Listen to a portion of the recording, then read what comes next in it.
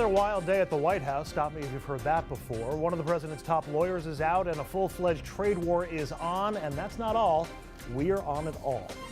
Then the New York Republican who might just be out-trumping Trump right now. How Congresswoman Claudia Tenney's move to the right is oh so wrong in so many ways.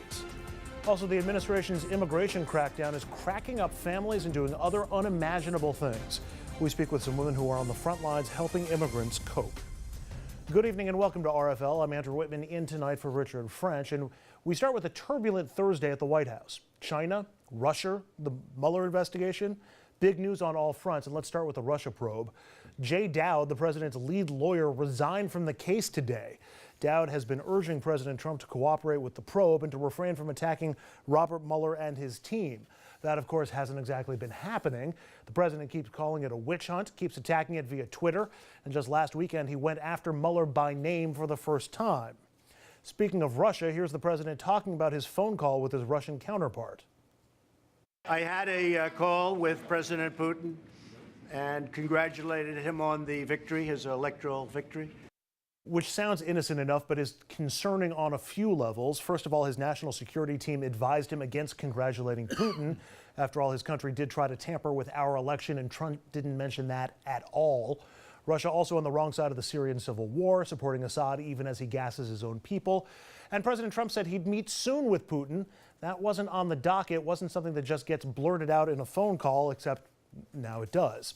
Then there's the trade war the president says he wants. He probably now has it. Here he is today announcing $60 billion in tariffs directly targeting China. I've been speaking with the highest Chinese representatives, including the president, and I've asked them to reduce the trade deficit immediately by $100 billion. It's a lot. So that would be anywhere from 25%, depending on the way you figure, to maybe something even more than that. But we have to do that. And right after that announcement, the stock market plunged, the Dow diving more than 700 points just today. The president saying this is just the start, and China already preparing to retaliate. The Chinese will likely target major U.S. exports like soybeans and other agricultural products. And by the way, that could or would directly hurt people in the flyover states, better known as the people who make up Trump's base. We have a fantastic panel to discuss all of this tonight, with one exception. I'll leave it up to you to decide which. Richard Brodsky is here, former Democratic New York State Assemblyman from Westchester, now a professor at NYU. Welcome, sir. Hi. Other side of the table, conservative strategist Bill O'Reilly. And Scott Vanderhoff is with us. He was a Republican Rockland County executive for 5 terms. He is now the co-chairman of the Palisades Institute of Dominican College. Let's start with Dowd resigning from... John. I'm sorry? You are. Okay. Let's start with Mr. Dowd. Dowd resigning from the president's legal team today. If Dowd was the firewall between Trump and attacking Mueller, is this an indication that Trump is gonna fire Mueller? Scott, haven't seen you in a while. I'll start with you. Well, I don't necessarily think so. I think it is an indication that they're out of control in terms of any kind of strategy with respect to Mueller.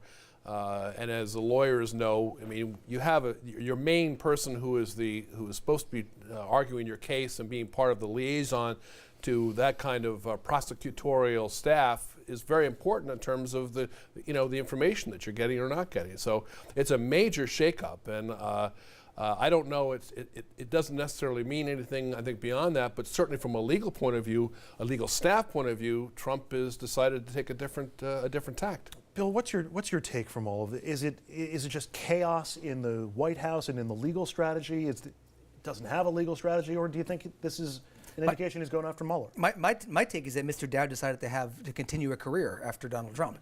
I mean, this is not how you handle yourself when you have a federal investigation looking into your activities.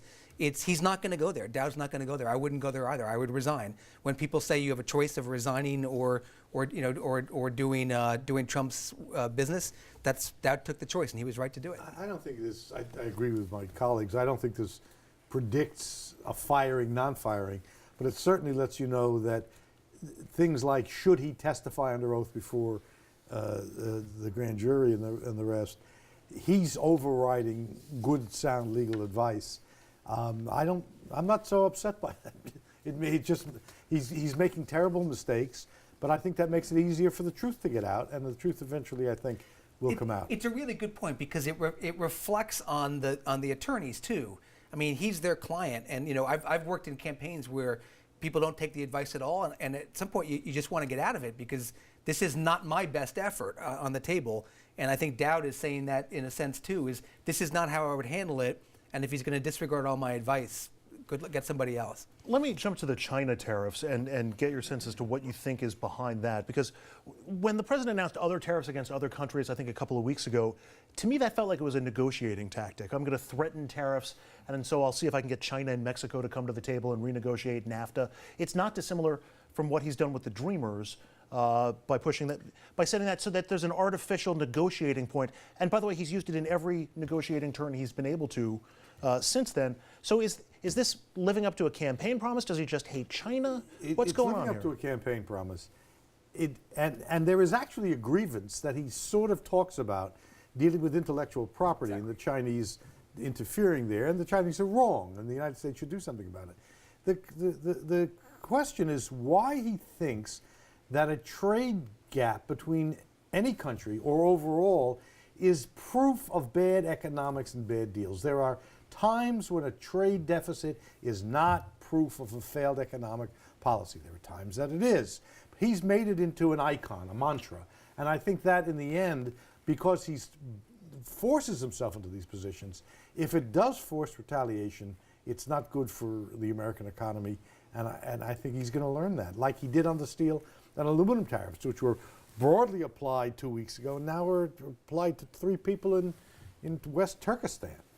It's easy to forget, Scott. 3 weeks ago, the president said that he wanted to meet with Kim Jong-un in North Korea. The world leader who seems to have the greatest leverage with North Korea is China. And now you're going to throw down these tariffs and start a trade war with China. I don't understand. I don't know if he's thought it all the way through.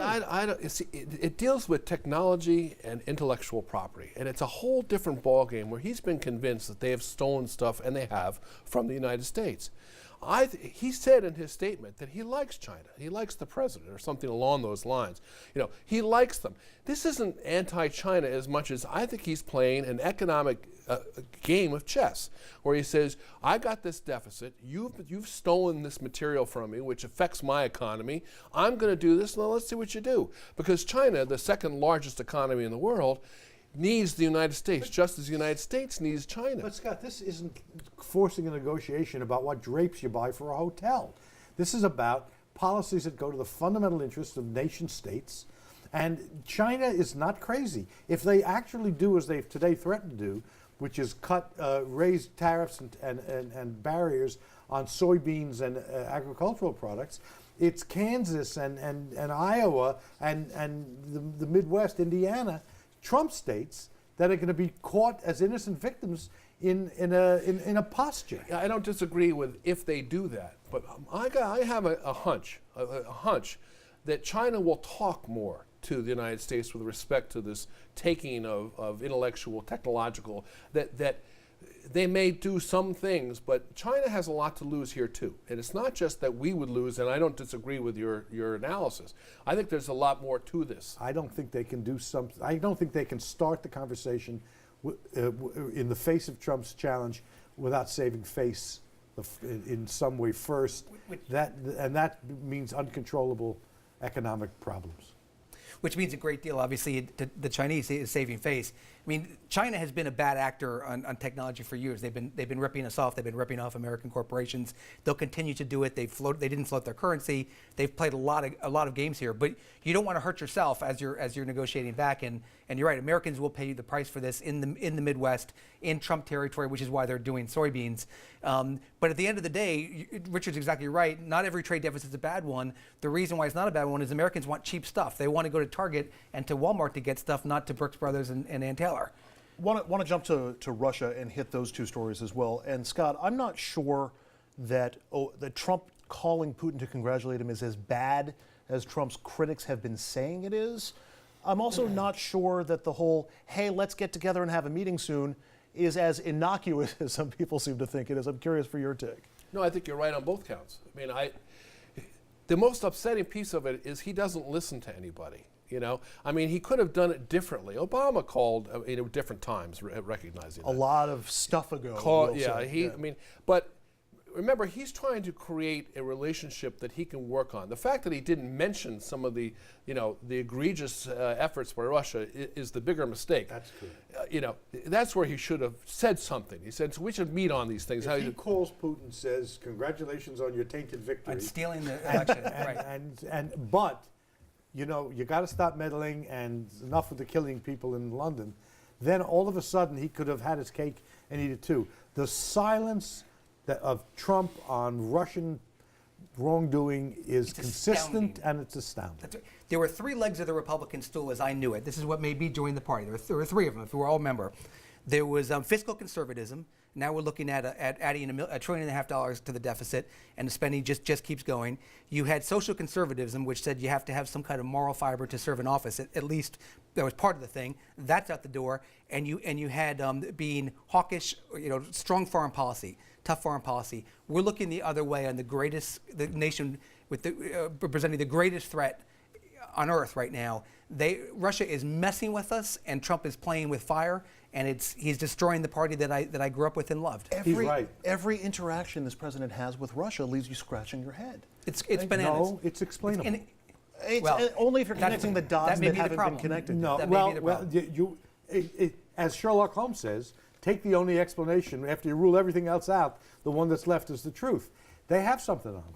I mean, that's not the only explanation. He could be irreversibly stupid when it comes to Russia. He's not irreversibly I mean, he could, but that's still a possible and plausible explanation. Yeah, but you know what? He doesn't think ahead. He's not a foreign affairs guy. He thinks about personal relationships. That's what so he doesn't. I think he doesn't have any concept of what his foreign affairs strategy is, and as a result of that, he goes off and does these things almost ignorantly about even the surrounding elements of it. I forgot who wrote the column that made the point so well. It was, what does that say when the President of the United States congratulates Putin on stealing an election to the people who are getting beaten up in the streets of Russia trying to speak their mind freely and are getting put in prison? John McCain. Thank you, John McCain. Not to mention the people getting poisoned on the streets of London and other places around the world.